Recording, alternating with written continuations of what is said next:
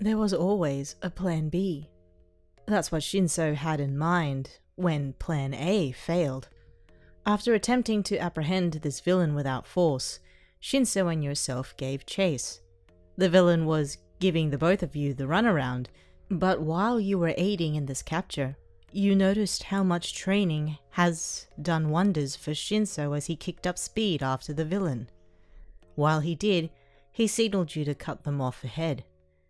Taking a shortcut through the city, you ran as fast as you could until you heard a resounding boom ahead of you. You pushed your legs as fast as they could, watching the villain flee past you through the street. When you emerged into the light, you turned to find Shinso's outfit on the floor. A small head peered out from it, too small for his hero equipment to fit him anymore. "Shinso?" you asked, confused as you stared between the little boy and the retreating villain. You wanted to continue the pursuit, but seeing the little bundle on the floor below made it impossible to follow through. You sighed in defeat before you turned to Shinso as he slowly pulled the mask from him, almost clumsily. "How? What happened to you?" you asked, concern laced in your voice. Shinso looked up at you just as confused. Tears slowly crept in the corner of his eyes, glistening them in the light. You approached the boy, wiping the tears away and wrapping him up in his outfit. "It's okay, Shinso," you reassured as you picked him up from the street. "We'll have to continue another day." You felt his tears wet your shirt, but no sounds of sobbing escaped his lips. Was he upset about what happened? Was he trying not to cry? You held on to him tightly as you made your way home with him clinging on to you.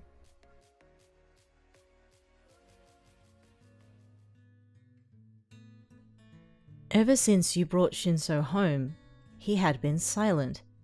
You've noticed him try to put his mask on with very little success due to its size, but other than this, he had not spoken to you ever since the chase. Concerned about his well-being, you wondered about what he felt. Was he angry? Upset? Maybe guilty? Even as a toddler, he was difficult to read. You wondered, was there a plan C for this? "Hey, would you like something to eat?" you asked, piquing the boy's attention from his mask. "I could whip something up. Maybe, Just thinking about this made you realize this was the first time you'd be making him something. A slight heat rose to your cheeks before you shook your head at the thought. He was a child, for God's sake. You turned back to him, who looked at you inquisitively. Sorry. How about I make some porridge?" Shinso smiled up at you. His eyes brightened at the thought. Taking that as a sign, you began taking out some of the ingredients before you felt something tug at your pants. Shinso had walked up to you with his arms outstretched to grab your attention, which then brought your attention to his not having any clothes on. You quickly located an apron in the kitchen, wrapping it around Shinso like a makeshift onesie as best as you could. With the embarrassment leaving your head, you picked Shinso up and made porridge as best as you could with a toddler in your arms.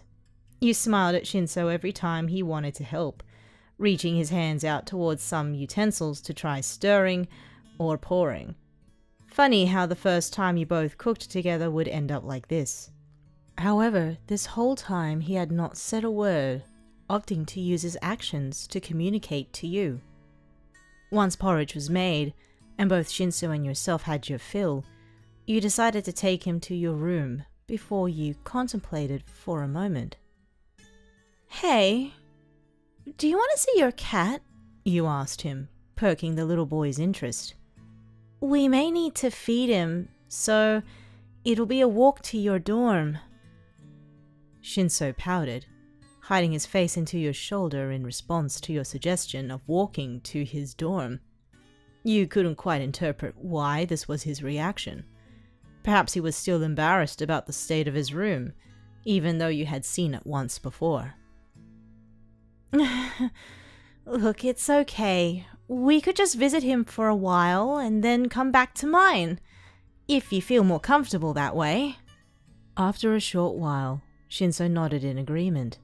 You picked up his hero outfit and equipment and carried him all the way to 1C's dorms. You tried to make sure that no one was around to spot Shinso in this state, avoiding the main tracks and taking routes less traveled to reach his dorm.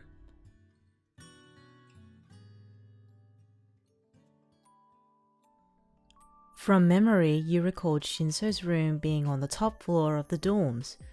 Thankfully, you took the elevator that was empty and made your way to his door, digging in his clothes to find his set of keys. Entering into his room felt like walking into a natural disaster. It wasn't terrible, but you guessed after spending some time in his dorm previously, he was trying his best to exceed everyone's expectations. It wasn't long until a black cat sauntered its way towards you, catching Shinso's eye. The feline rubbed against your legs, mewling for attention as it stared up at you with glowing blue eyes. It tilted its head curious as it stared at Shinso, who outstretched his little hands towards it. Taking it as a sign, you lowered Shinso onto the floor in front of the cat, who recoiled a little, hesitantly. You watched as Shinso reached a small hand towards the cat, but did nothing more. Slowly, his black cat approached him cautiously, sniffing his hand. "Toka," he spoke softly, catching you off guard. The black cat immediately purred into Shinso's hand, rubbing its head into it as well, almost aggressively with affection. You pouted as you searched his room for the cat food while he was preoccupied with Toka. So he spoke to his pet, but not to you? Pushing the thought in the back of your mind, you eventually located his stash of cat food and poured enough for Toka to last the night. After a few minutes of playing with Toka, you picked Shinso up and bid the pet farewell, petting Toka's head lightly. Toka mewed up at you, following you to the door. "Oh, I'm so sorry," you apologized. "I'll look after him as best as I can, and hopefully he'll be back to himself when you next see him." Toka sat and looked up at you curiously. You smiled while Shinso waved goodbye at his pet, shutting and locking his dorm door. Another trip back to your dorm came with some surprises.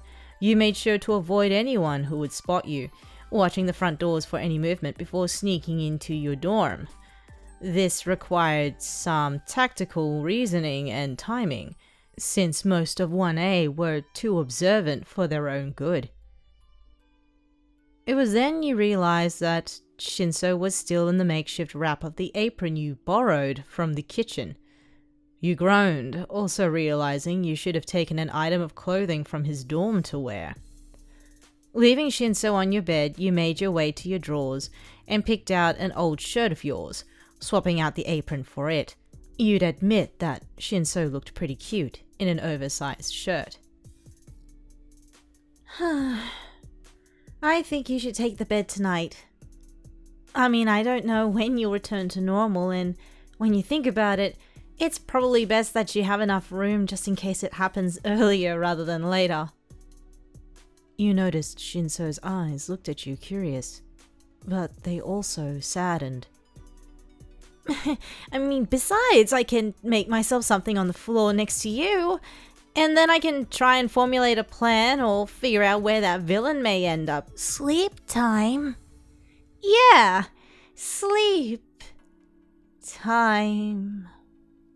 The weight of your arms suddenly hung loosely beside you as your body slowly felt numb. Your eyes just stared ahead. You could not move anything. "Oh no," you thought, trying to regain control. Every fiber in your body tried to will any movement, but it failed. It became clear why he had been silent this whole time. "Even at this age?" You could hear Shinso's little body stand on your bed before he pointed a finger at you. "You sleep," he spoke softly. Your body suddenly moved on its own as it twisted itself onto your bed.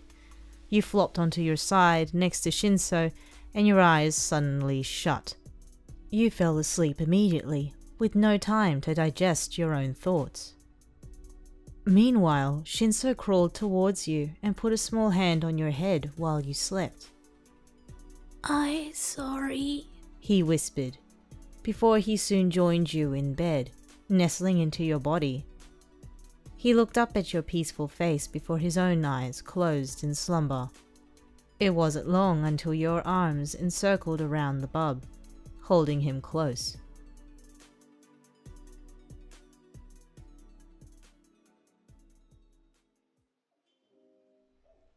Shinso woke up with a slight groan, discovering that his arms were wrapped around you, while you laid atop his chest. A moment later he realized he was in your room, recalling all the events that occurred the other day. He sighed at the thought as he felt you stir in your sleep but not yet wake. The tatters of your shirt that he borrowed were everywhere on your bed, catching Shinso's eye.